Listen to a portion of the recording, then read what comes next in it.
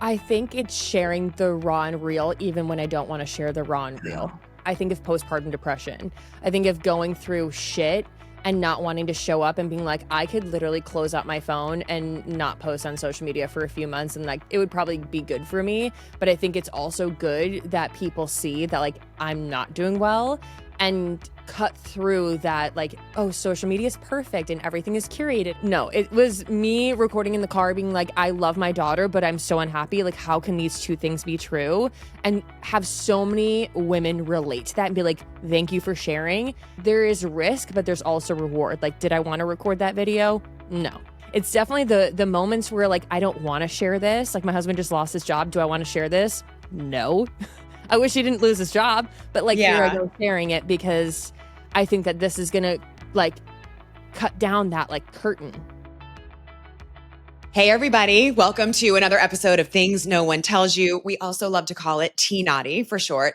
I have been waiting to be able to share this episode because I am such a fan of this guest and especially the work that she does, because if anyone out there is interested in sports or broadcasting or marketing, honestly, this is an example of where the future is going and how she is just an entrepreneur, a businesswoman to her core. Okay. Allison Kuch. If you guys aren't familiar with her, she's got a podcast. It's called Sunday Sports Club. That's actually the first time I met her. I was a guest on her podcast, but she is also an interior designer who now says that she's in marketing. That's how she labels it, because she basically creates content. She is an influencer. She is also an NFL wife, and she is married to Isaac Rochelle, who played in the NFL for 7 years. What she has done is realized the power of sharing her true authentic story, and she for a while now has been bringing people behind the scenes on what her journey's like, and that is like really raw stuff. So whether it's what it's like to be a wife in the NFL, what it's like dealing with pregnancy, the aftermath of postpartum, etc., she has such a natural way of communicating with people. So you need to follow her. She's got 3.5 million followers on TikTok, a million on Instagram. But besides that, she really is talking about stuff that makes a difference, that matters, that is relatable. And when you're talking about behind the scenes in sports, that is so awesome. The veil that she's been able to lift from her perspective, her unique perspective, but also the other things that now she is being able to do as part of her job, like covering the Kentucky Derby, working with brands. It is awesome. And she is about to give you a masterclass on how she does it. I had so much fun talking to Allison. She is everywhere all at once, but she navigates it all so well. So here I give you Allison Kuch. Allison, I'm so glad that you took the time to join me. Thank you so much. Where are you? Let's start there. It looks exciting behind you. I'm in my bedroom. So I'm at my house in Orange County, California. The weather is beautiful. Birds are chirping. And it's a crisp 9 a.m. It's actually feeling like fall here in Orange County, which is Really? so nice. Do you guys get fall? Like I have to wear a sweatshirt over my tank top and then I take it off midday. But I'm feeling like it's crisper air. I love that. There's just something about that I feel like is so nice. Over here in Connecticut, we're all like, everyone's just Halloweened out to the masses. It's the whole thing. What is Halloween like for you guys? Oh my gosh. Actually, this year we're spending Halloween in New York City because my husband is running the New York City Marathon. Yes, and his training. It's been so fun watching you document that. What has that been like for you guys? My husband ran it. I want to say it was like 4 years ago, and it is a commitment. I didn't realize how much time marathon training takes up because you have a long run every week and that can be, I mean, it goes 10, 11, 12 miles and then all the way up to 20. And I'm like, oh, you're going to be gone for a majority of the morning. So it's been way more of a time commitment than I thought, but now I'm running a marathon. Yes. So I'm like, okay, so you're going to do your long run on this day. I'm going to do my long run on this day. It's kind of like a juggling act, but I'm so excited because the New York City Marathon is like, I just feel like emotional whenever I see videos about it. Seriously? Why? I don't know. I just feel like it's like everybody working towards the same goal. And like, I think it's like 1% of all people like actually commit to running a full marathon or like completing a marathon. So I don't know. I'm really excited. I love it. But is it like, has that always been sort of a happy place for you after the run, the way that you feel? Is that what? I've always hated running, actually. Yeah, No, me too. but I do love working out and I love the Yeah. feeling after working out. And I think in my adult life, I like the idea of working out with a goal in mind. Like aimlessly working out doesn't sound fun to me. Like I like working out, but I really wanted to have a goal in mind. And this is what we're doing. Yeah. And it's like you really have to have that. For me, I found like it needs to be something different, that something new, something different, something that you can look Yes. forward to, or like with a friend, because otherwise, yeah, just plopping down on the treadmill for me doesn't necessarily cut it. Okay. I'm just so excited to really hear like what besides the marathon that you are up to now too, because following your career, what I love so much is like we are in the middle of football season. You are busting your tail doing all these different amazing jobs, right? And Hmm. I also think it's really cool that Isaac is doing work as a broadcaster, Yeah. which is I love it. I feel like I get to cheer for him, but in a different way. yeah. And is he loving it as much as like would you Oh, he really? is absolutely loving it. It's like a new side of like competitiveness has came out too, because he can actually like work towards this in a way that he wasn't able to with football, right? Like you kind of have to be with your team, you have to be at practice, like there's all these like stipulations to like getting better, and then you have to rely on other people in your team. Whereas in broadcasting, he's like, "Oh, I know how to do this. Like I know how to talk about sports. A Yeah. bunch of my friends are still playing." It's like very much he's so interested in like wanting to like give it his all, and I love that.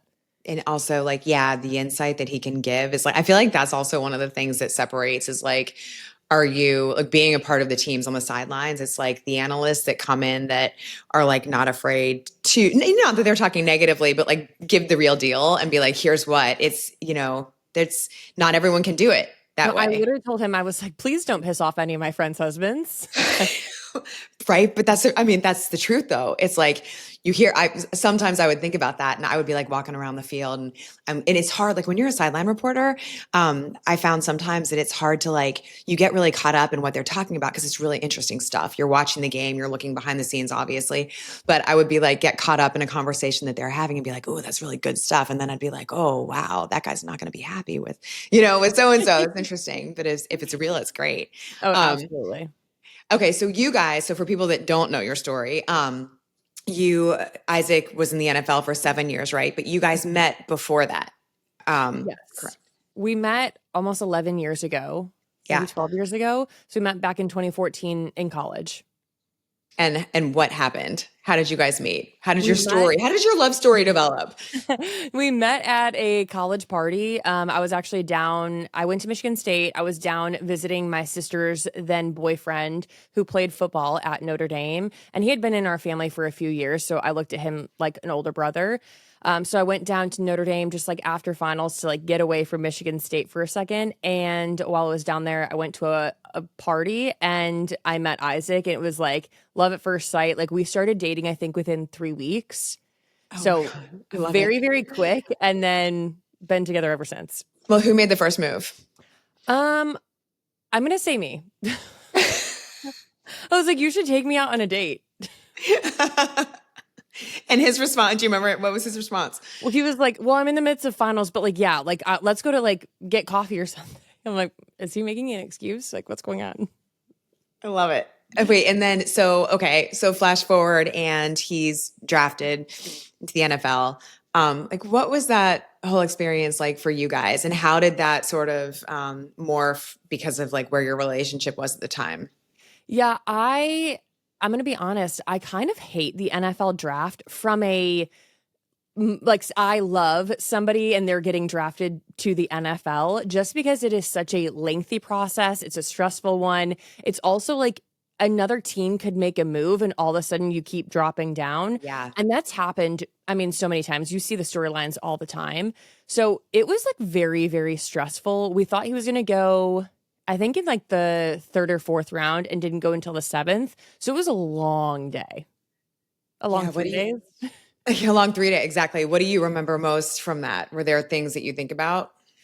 I remember getting to a point of the NFL draft and he was like, I can't look at the TV screen anymore. I can't look at my phone anymore. He was like, we need to leave. And No. thankfully he had someone there at the time who had gone through the draft process the year prior. And he was like, hey, let's go out and get lunch. Like your phone, we can still get phone reception at lunch. So we left all the family, friends, and it was just him, a teammate, my sister, me, and we went out to lunch. And it was honestly pretty relaxing. I think it was like a breath of fresh air for the first time during that experience. Oh my gosh. And then that was before he actually was picked. He actually got a call during lunch, but Yeah. it was from the Chicago Bears. And they were like, hey, we're actually out of picks, but like if we had one more, we would take you. So do you want to come to us as a free agent? And he was like, oh, like cool. I guess I'm not getting drafted. And so he was like, let's just go back. Let's get our family. Like at least I have a team. Let's go celebrate. And I mean, I think it was like pick 250 or 270, and the Chargers called like literally as the draft is about to end. So it was kind of like a whoa, we thought you were going to Chicago. I was happy about that because I went to Michigan State, and all of a sudden you're going to LA. So quick change of events. But honestly, it turned out to be like the biggest blessing ever because now we still live in California because we loved Yeah. it so much. What was like, what would you say that reaction was like as a whole for you guys in that moment? Was it like, did it take a minute to? Oh yeah. It was like, wait, what's going on? He was also in a different room. So somebody ran into the room that I was in and was like, Isaac just got a call. He's going to a team. So there was like a few minutes where I was like, what team is he going to? Like, I don't feel like I'm involved in this. And I was like, didn't want to interrupt his phone call, obviously. So it was kind of like a whirlwind of emotions, but then obviously we were so excited and we went out that night, celebrated with some dinner. And I mean, everybody was just so ecstatic. I love that so much because and what you just said is like so what you like have just done such an amazing job at is like just giving context and behind the scenes to just not only that life but just the interesting parts of it, the most relatable parts, like I Mhm. think, right? So put a pin in that because okay, so he's drafted and you're going to California. And then like when did you start really sharing or making the choice that like I'm gonna actually like share some of this stuff? And I know that you've talked about this so much, but I'm just curious along the journey, like where it started. I've always had a love of documenting through social media. I feel like I started my YouTube channel like way back when I was in college and like me and Isaac had just started dating, but it had nothing to do with football. Yeah. And I think just like as my life kind of like as I got older, I looked at it more as like, oh, I love that. I love doing that. I love editing videos. I have like a passion for storytelling. This is fun. So I had like a very regular go to work type of job. And on the side, I was like, wait, this is so fun. This is like a hobby of mine.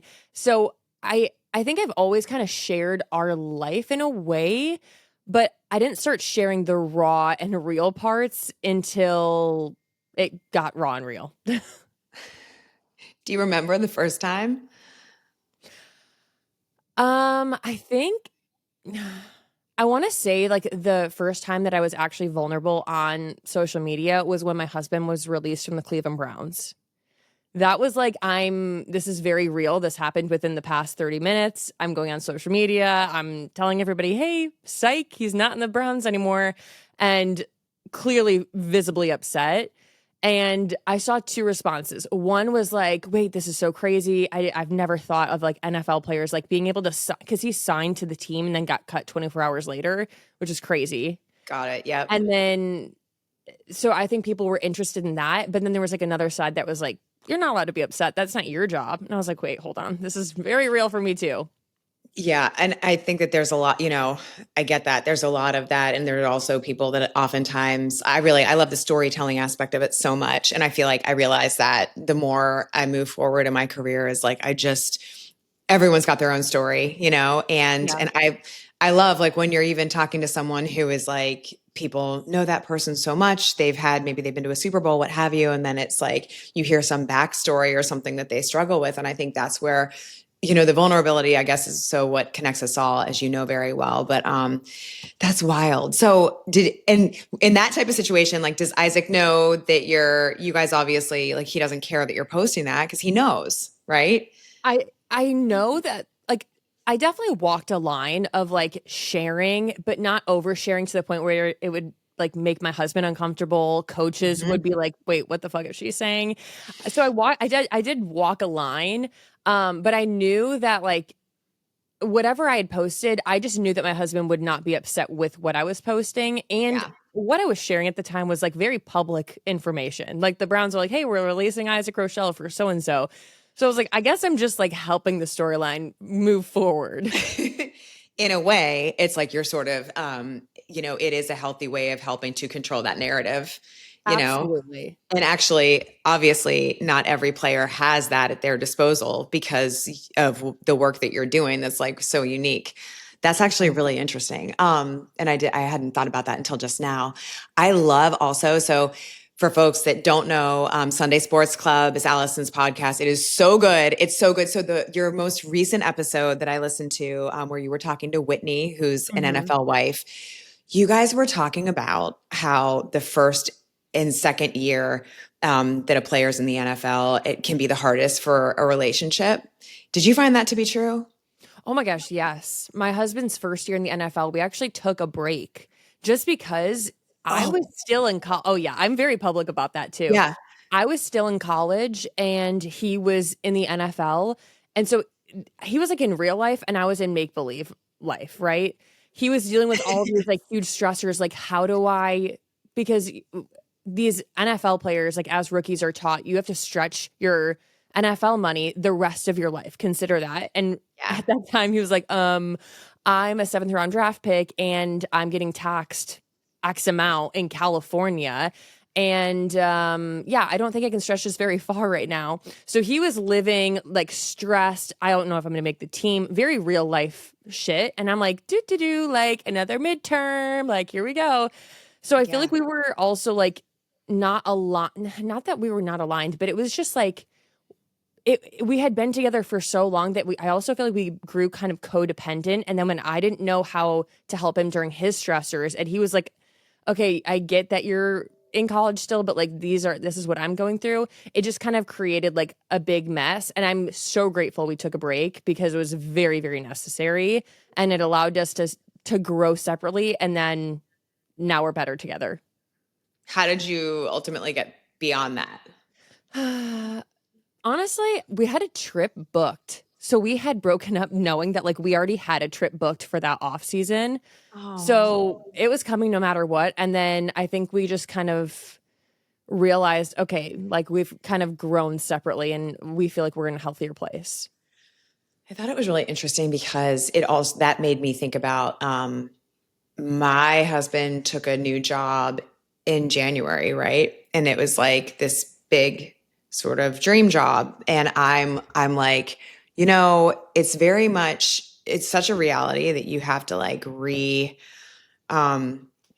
and like figure out what your processes are. Like, how are you? I don't know. I was like, there's really something to that. Like when there's a big change, whatever the change is, if it's a dream job or if it's something different, it's like, you really have to, it takes time is my point. Yeah. I'm not articulating this well, but like, especially, like having, we have 2 kids. So I'm like, oh, and then there's that part of it. But it's sort of like, you don't think because you're so in the weeds with all of it, or you're in the weeds, like you are like, considering the move for whatever city you're in. I think it's really interesting, that whole growth component, Yeah, I think I even mentioned this in that podcast episode is that relationships aren't hard, but life is hard. And that can cause a lot of stress on your relationship. And it forces you guys to be a team, or it can create a lot of stress in your relationship. Right. Like figure out the process to kind of work on that. Like, how are How do we we reacting? Right. together? Yeah. And how does this make us stronger? Yeah, life is hard. Well, so, okay, wait, have you guys found good ways to do that? Cause like we'll be like, okay, it's time to let's go to therapy. Let's do this, but I feel like that's tricky because, to be honest, in these types of jobs, you can go like a whole week, like you can go a month just sort of feeling like sometimes you're on a conveyor belt of like just busy lives, busy schedules, traveling here, traveling there, whatever it is. And it's crazy. Yeah, I think we've realized in more specifically, like as his NFL career got a little bit more difficult and started throwing like more tosses and turns at us, I think we realized that we deal with stress in very different ways. Isaac is a type that he likes to talk about it. He likes to marinate in it. He likes to vent about it. And I deal with stress as in I don't talk about it. And I'm like, I need to find a solution as soon as possible to at least alleviate this a little bit. And so we're different in those ways, which I feel like they're good together. Cause I'm like, oh, well, I Right. guess if I want to vent, I can vent because he's going to listen. But it's knowing those communication differences, I think, have made us a stronger unit because now I know, like, oh, if he's stressed about something, he's not going to shut up about it. And so we should figure out as a team how to fix this. But I definitely, it's funny, on my 2025, which 2025 is almost over, I have it as a goal to go start going to couples therapy just because, like, again, life is hard. And I think somebody giving you these communication tools or like different tools to allow yourselves to like communicate properly is so helpful. Oh, 100%. And I mean, I sort of will keep a list of like, you know what, that's something that would be helpful to be a talking point, in Yeah. therapy. I'm a firm believer, but I always want to put sandbags on our therapist's legs and be like, don't leave. No, you know what I mean? When they're like, Yep.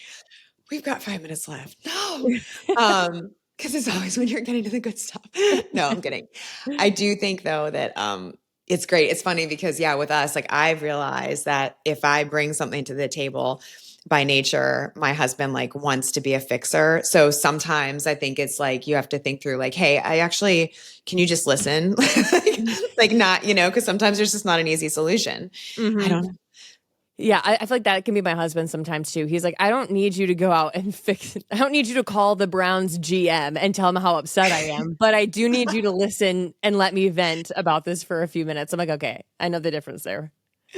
Okay, so can you give us a little snapshot just into what some of those, I guess, roller coaster moments have been like, exciting or otherwise, just being the wife of an NFL player, things that you have experienced, whether it's the moves, The moves were surprisingly never hard. I Mhm. think we didn't have children when he was actively playing. So I feel like that alleviated a lot of stress. So really it was just like, how do we get our two dogs and our cat across the country, which is, it always resulted in a road trip. So that was easy.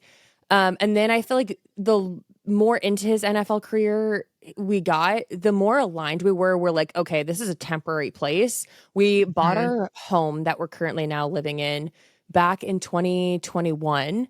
So we always knew this was our home base. So then every place after we bought our home, I think that was Cleveland and Vegas, we were like, this is temporary. It's going to be okay if we don't absolutely love the house that we're living in. The last place we lived had leopard carpet. I mean, it was a beautiful home, but I'm like, the leopard carpet I don't align with, but like it was a safe, clean, cute neighborhood. And I was like, this is home. This is beautiful. I love this. And it's crazy because the first time my husband went to a different team was in Indiana and we bought a house because I was Wow. like, oh no, I need to make this home. And then I started to realize, like, okay, no, my husband is my home. I have my home in California. Everything else is like, we'll figure it out. And how did you make friends in those cities? I know Oh you have your my God. friends, but like when you Yeah, move to a new city like that, it was hard. It was hard because I, surprisingly enough, I know I'm like very loud and like outgoing on social media. In person, I'm super like, oh, I don't want to be the one to like talk. I feel like I'm a little really? until I get to know somebody, absolutely. So my husband usually dominates a lot of the conversation. That man can talk to a wall. So I rely on him a lot for that. But when you're in these situations, you don't really have a choice. I'm not going to sit back and be like, oh, I'm going to wait for somebody to come out of thin air and be like, hey, do you want to hang out? So I feel like social media Yeah. played a huge part in that, to finding other wives and girlfriends and just to finding community in those cities. So I know like I just needed like one or two people to be like, hey, let's hang out, one or two people to go to a game with. I wasn't looking for like a huge friend group. I just needed one or two people that understood what I was going through. And I always found those people. How did you find them? And what does that look like? Is it like when you're a kid and you're like, hey, well, yeah, let's go to the game together. You know what I mean? No, it's actually like a kid. It's like, hey, do you want to hang out? It's like, do you want to play today? I always during the way that like NFL season begins is training camp, and they have like family and friends open Mhm. practices. So I would always like kind of be familiar with like who was on the team, who had a significant other. But then roster cuts happen. So like those people might not even be here in a few weeks, even Yeah. us. So I relied heavily on social media, sliding into people's DMs and then kind of hoping that they just like wanted to hang out or go to a game together. Oh, wow. And then in a game, is it kind of like you'd all be with the family area per se? Kind of. Each team was very, very different. The Raiders had the best like post game area where like every person that is there for a player is in this specific area. Other teams didn't really have that. That's interesting. And okay, so and along the way, as you're doing the posts and as you're building the brand that you are now, what was that like? Like, how were you getting your ideas and your thoughts behind what you were going to work on? Or was it like really organic? It's way more organic than you would probably think. Yeah. Like I didn't have a game plan. I didn't have a like strategy. I was like, "Oh, what's happening today? Oh, well, I'm 6 months pregnant. My husband just signed to the Raiders. I'm alone. I'm going to my anatomy scan alone. Let's record about this." So it was very real life. I didn't have to like I never ran out of content ideas because our life was very chaotic.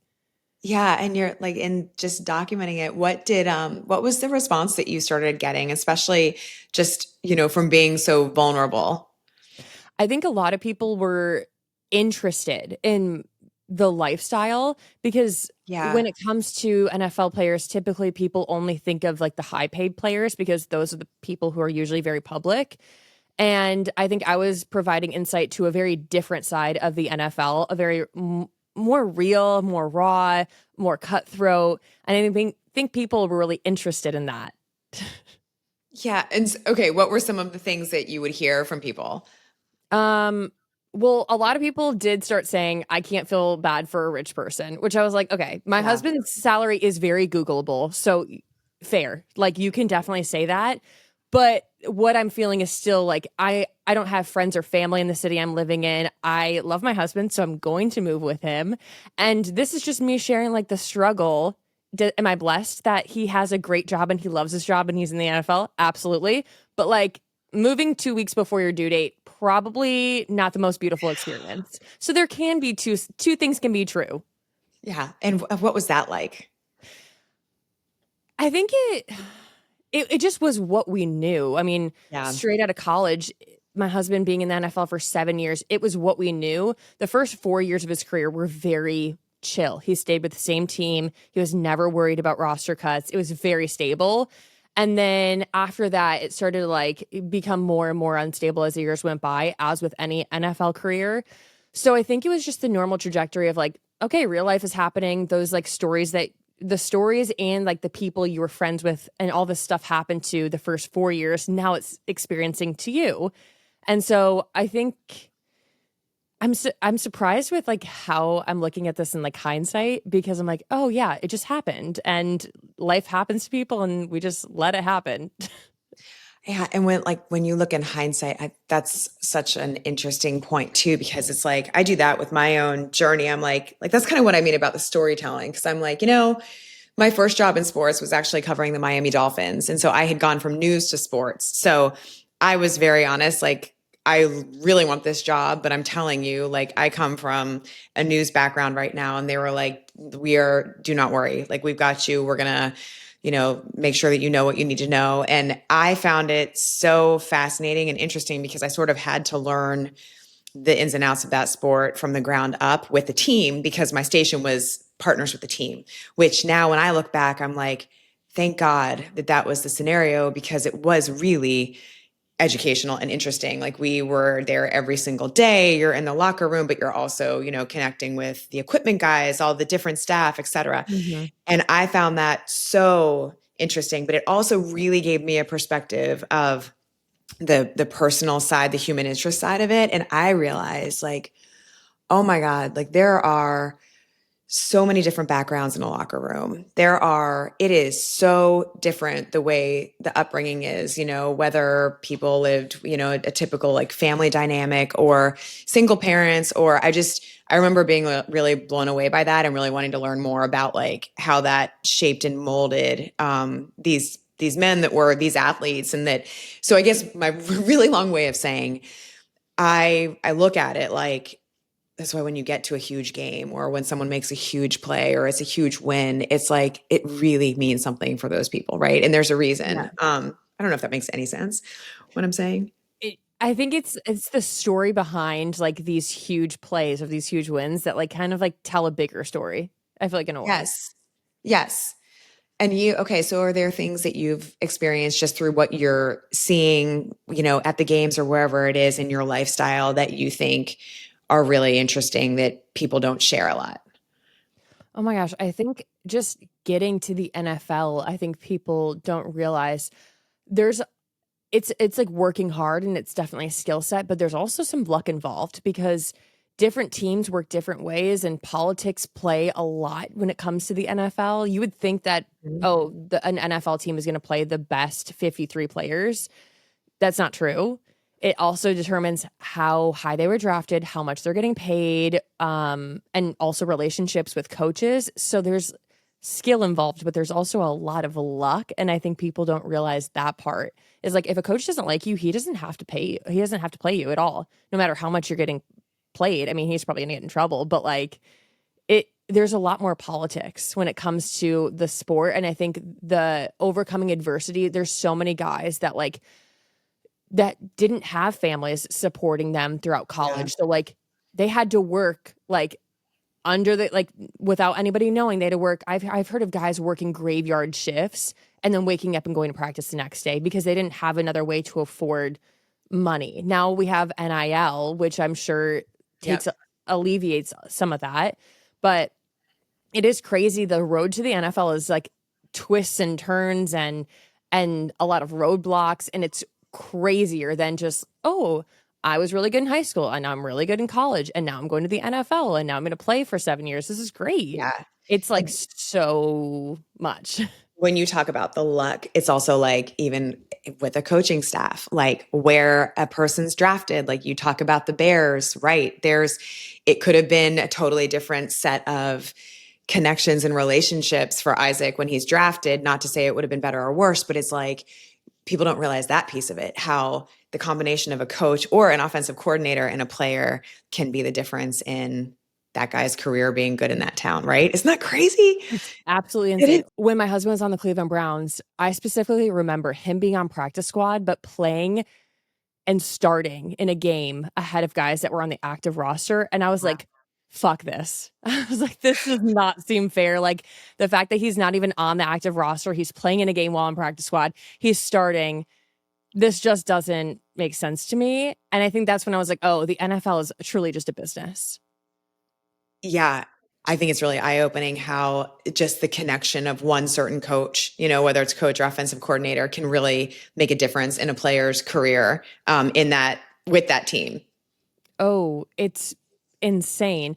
My husband actually, now that he's out of the NFL, I feel like he can kind of not spill secrets, but in a way kind of spill Yeah. secrets where a coach didn't like him at all and was made it very clear that he did not like him. He said some comments that were maybe like, if the public heard them, they would be like, wait, what? Um, Oh, so not great. And then he didn't play that season. And for me, I was like, wait, you played 4 years. You're like, you're this great player. You're not on a minimum contract. Like, you're getting paid to be here. Why didn't they just cut you? If they didn't like you, why didn't they just cut you? And then I feel like that kind of creates a story in like other teams' minds. Like, why is he not playing? Is he not healthy? Is he not good? What's going on with the team dynamic? And then it has a label on you. And I think that is where like, it's not necessarily luck, but it's like just circumstantial. Like, that can really affect your trajectory in the NFL. Again, not saying like, oh, he's not in the NFL because of his coach, because I'm sure there's a lot of other factors that go into yeah. play. But it is there are so many reasons that someone stays in the NFL, and a coach liking you or not liking you could be one of them. It's very true. Or yeah, and a coach, you see it in different ways, like giving someone a shot. And Yeah. then, yes, no, you're exactly right. And also when you're saying that, I was thinking about it's actually relative to other, I mean, it's kind of relative to other jobs, other industries, like a narrative that sometimes can be controlled if you don't have the ability to sort of talk for yourself. I don't know. I Like know that sounds prove weird, but it. but I think about that in terms of in broadcasting, even like, it's competitive like sports is, but like, happy competitive, but I don't know, there have been times that you're like, well, wait a minute. Also, if I'm being real, because, everyone has agents, right? Yeah. And I don't know if this is a popular conversation, but sometimes I just, at the end of the day, it matters what your relationship is with a human, right? So Oh, even if you absolutely. have someone speaking for you, I do think it matters how you're presenting yourself with that person. Do you know what I'm saying? And I'm saying that from experience of having people being like, let me do the dirty work. Hmm. But it doesn't matter. If there's dirty work, then you're still on the like perceived as being attached to that, you know? Absolutely. I know that my husband was never the player that was like throwing temper tantrums or holding Mhm. out. Like he was very raw and real. Like if I have a problem with the coach, I'm gonna go up talk to him face to face, literally Yes. ask him like, "Hey, what's up? Why do you not like me? What's going on?" And it is interesting because some players don't do that. Some players are like, I'm going to rely on my agent and I'm going to throw a temper tantrum to my agent and then I'm going to refuse to play. And I say temper tantrum because I'm like, I'm sure there are guys who very much deserve what they're asking for, but there are some guys that are just not going to act like, hey, this is a job. I'm going to go in and talk to the person who's in charge or responsible instead of relying on somebody else to convey that for me. Now, if they don't know how to like hold their tongue a certain way, maybe they shouldn't. Yeah. Well, it's like squeaky wheel. No, yeah, I totally get that. Okay. Which is, this actually opens the door to something that I would love to know, because I do think it's really interesting. So what you do work wise, it didn't a decade ago, it didn't really exist. Exist. Okay. Mhm. So this is different too, because I guess as we're having that conversation, I'm thinking like, who do you answer to? Like, do you answer to yourself? Who do you consider bosses right now? And I would just love to hear more about your world. And since you've started doing the work that you do, like how it's changed. I consider my bosses two different people or groups. The companies I work for and I create advertisements for because I have to make them happy. I have to make sure that they like the product. I have to make sure I dedicate time to that. And then I also do think my audience can kind of be like a Yeah. boss in a way, which can be a very like kind of daunting mindset because I have to rely on views and likes for people to tell me if I'm doing a good job or not. Is So that really how you gauge it? I think I gauge it less of likes and views and more community. Do people give a shit? Are people interested? Am I giving people like an interesting story for them to like escape from their lives? I think that's how I kind of tell if I'm doing a good job. It's less views and likes, which in a few years ago I would have said views and likes, and Yeah. I never was going to be happy if I was doing that. So what is your measuring stick for telling if people give a shit? I think I think if I'm telling a story well enough, Yeah. I think if they're interested in what's happening next, when people are watching Isaac broadcasting and they're like, "Oh my god, I saw him on TV today." I feel like, okay, I have a community. I have people who care about Yeah. me and my family who care about like, "Oh my gosh, it's crazy. I started following you back when he was with the Colts." It's like, wow, okay, I feel like I actually have people behind me that like give a shit. And it feels good. And those are people that are responding to you in the comments that's how you're hearing from them mostly. Absolutely. And it's crazy because I know the people who are always showing up, who are always commenting. Yeah. I remember following somebody who would always go on my TikTok lives and like literally follow her to this day. I'm like, she's getting married. I'm like, congratulations. Like, and so I feel like it's a community in both ways. Like they're my community, but I'm their community. And so when it comes to the brands, so that's I just find this so fascinating and it's awesome. So those are groups like Cozy Earth or whoever it is that you're Yeah. working with, right? And you Hmm. are that is your job, to Yes. which also your job has been the NFL, right? Like which how do you schedule yourself? Like how do you schedule and how do you find time to, well, let's start there. How do you manage your schedule? Um, it's a lot of color coding on Google Calendar, a lot Okay. of figuring out if I have the capacity. I think up until this year, I was very yes, yes, yes. I'm taking advantage of Mhm. every single thing that comes my way. And now I'm like, wait, I love being a mom and I really need to dedicate time to not overbooking myself because I want to show up as the best mom I can. So I think that there's a learning curve along the way of like, who do I want to be as a wife, as a mother, working? How much time do I want to spend working? I think it's a very delicate balance that I'm still obviously very much working through. Do you tend to have multiple brands that you're working with at a time, Yeah. or and actively doing the work? Yes. That's tricky. Not tricky, but I mean, like, I would think that it's unique. Not unique, but it's like, I guess I I should think ask you, what is that like? the longer I've been in this, the more I'm like, oh, now I'm working with reoccurring partners. So like T-Mobile, Amazon, like I feel like I work with them every few months. And I think that makes it easy that like I know the team I'm working with. I love like the company I'm Wow. working with. I love the marketing team. I know what they're expecting. I know what to provide. And that kind of sets everybody up for success. But I also still love working with the companies that are like the one-offs that I'm like, ooh, like cool. Like I love doing this. Um and it's such a cool opportunity. Like I know right now I'm working with Abercrombie and Fitch on a campaign for the NFL because they're the fashion partner of the NFL.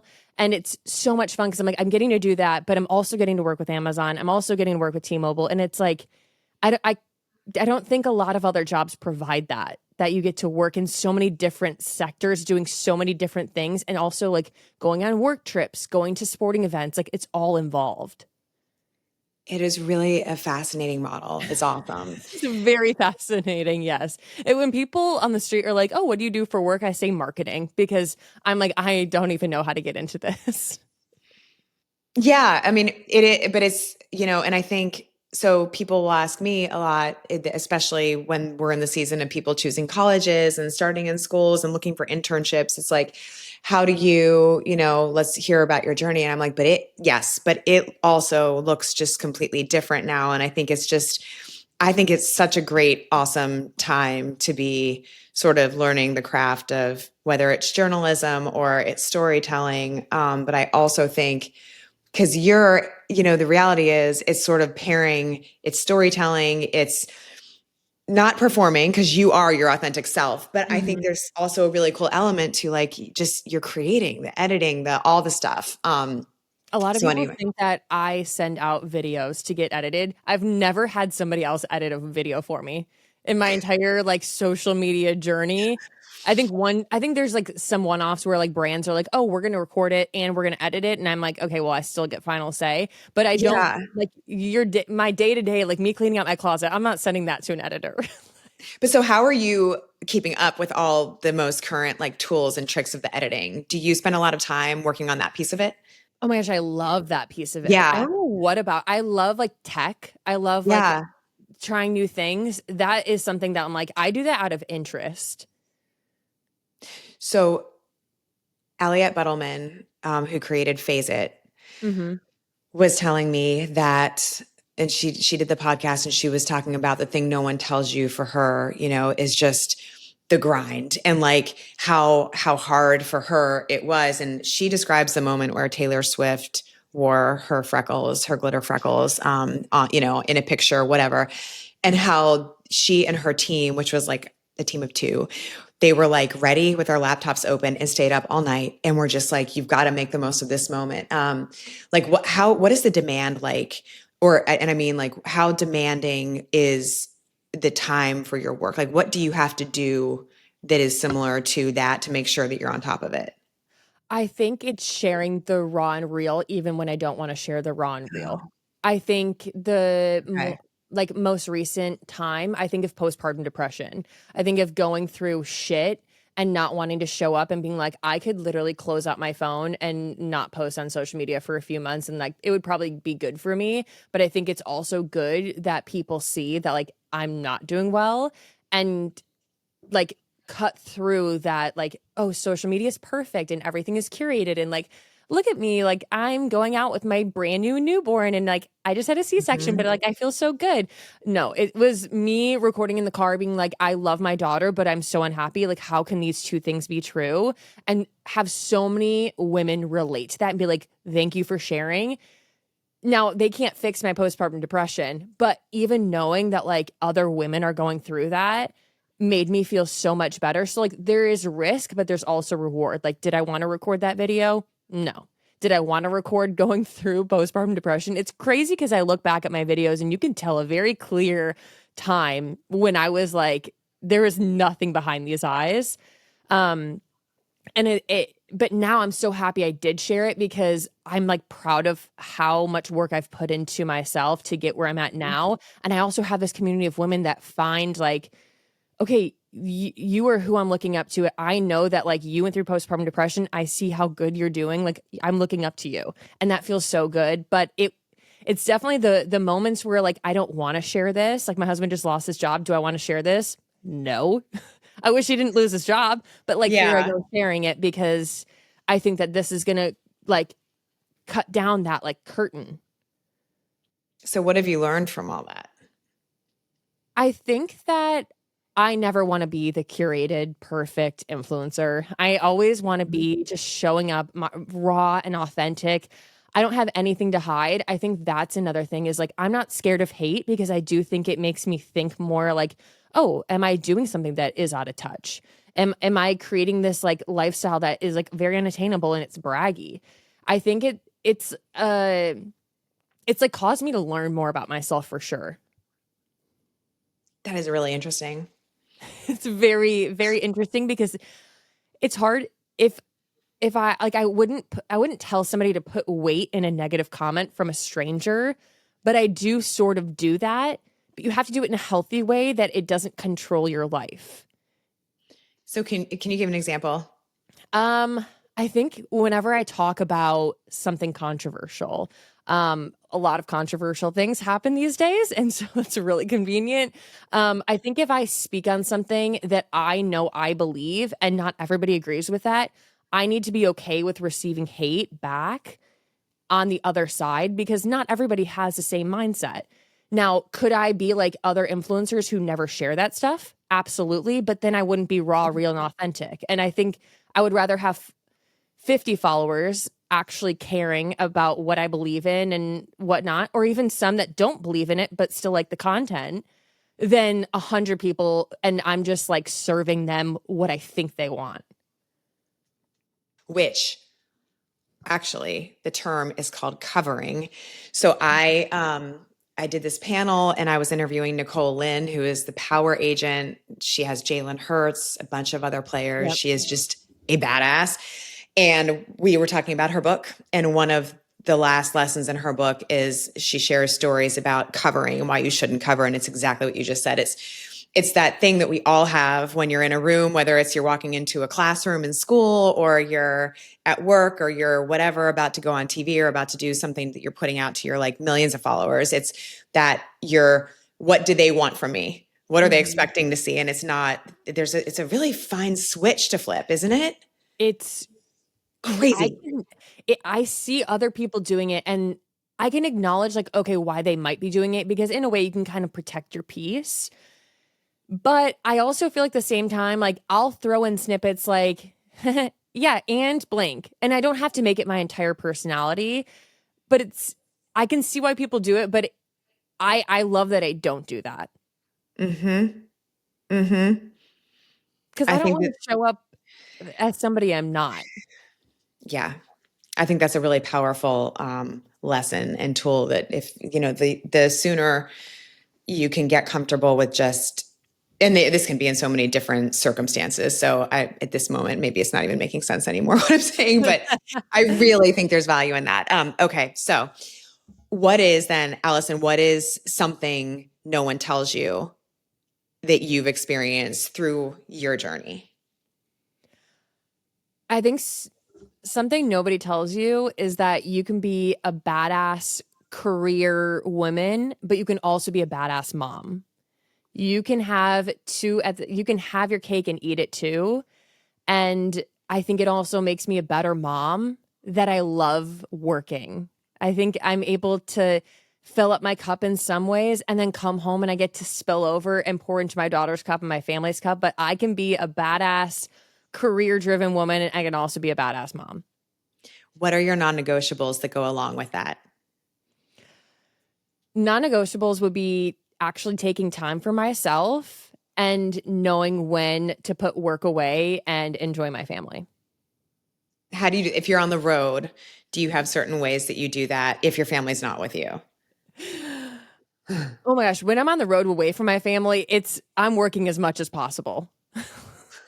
When I'm at home then, if I come home from a work trip, I am only with my family. Like I feel like I have to level it out in my head. If I'm on a work trip for 2 days and I'm away from my family, I'm like, we're going to Disney on Monday. We're not working on Monday, we're going to Disney. I feel like that makes me more present and I'm like, oh, I get to like make up for it in a way. Okay, wait. So how have you learned to do that? Because I think, so correct me if I'm wrong, you prefer you're all in here, you're all in there versus I'm going to work the job that is more traditional, right? Like you're leaving in the morning, you're coming back at night, right? Yes. Yeah. Yeah. I love my job. I love the flexibility it gives me. I'm able to be at home so I can go and see my daughter when I want. I also love the fact that I can cram in work into the first half of the day. And by the time my daughter wakes up from her nap, I'm like, okay, mommy's done with work, hands off, and I get to hang out with you. I never wanted my daughter to grow up with the back of my phone as her image of Oh, me. And it's very yeah. real with social media because that's where I work. I work on my phone. So that was, I think also accepting help helped me do that.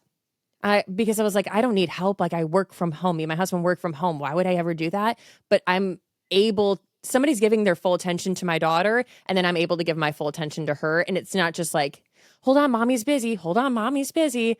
And I know not everybody gets that opportunity. So I'm so grateful that I get that. Yeah, I totally get that. And I think that's right. There's a balance to it. Okay. 3 things no one knows about you. Oh my gosh. 3 things nobody knows about me. First thing, they probably have seen me talk about it, but I don't think they actually realize I am almost 6 feet tall. Really? Yeah, I am a 5'11", so I'm very tall. Oh my God, I love that. That's awesome. Second thing, while I look like I overshare on the internet, I also have parts of my life that are very private that I never mention. Like without doing exactly what you're trying. If I don't share about something, there's probably a reason I don't share, if that makes sense. Okay. Fair. For example, my sister like canceled her wedding 3 years ago and I didn't talk about it until she was ready to talk about it. So like things I can keep private that you might have an idea in your head and it might be true, but I'm not going to talk about it. You're an open book about the chapters that you were willing to share. Yes. Yes. And third, what is something that I'm actually a very messy person. I'm not dirty. My house is not dirty. It is very messy. Your closet? Is that what you just said? Your what? Oh my closet. I'm sorry. You didn't say that. Probably hiding in there somewhere. Yes, I'm a very messy person, but I think it makes me more of a creative person. I think the chaos of me allows me to be more funny. I think I might have told you the last time we talked that I've actually, I have someone who has helped come in to organize. And unfortunately, we have organized the same space 3 times. Yeah, I'm working on it. Wasting money. It's the worst. Yeah, but that I am shocked to hear that about you because just of how just successful my perception. What'd you say? I'm like, my bed is currently made in the background. You are sitting on a suitcase on top of a Dyson container. Like a little bit of chaos. you're sitting on top of a zippered, it actually holds a microphone. Yeah. We might be similar to the same human. No, listen, I could talk to you for hours. I love hearing your stories, and especially just all of it. Like this, your work is fascinating. You do such an amazing job. But I also think there's just so much behind the scenes value that you've given to sharing your story too in the sports space, which is so cool. So, okay, I know I need to let you go, but is there anything that you have coming up that you just want to share or that you're excited about that we haven't spoken about?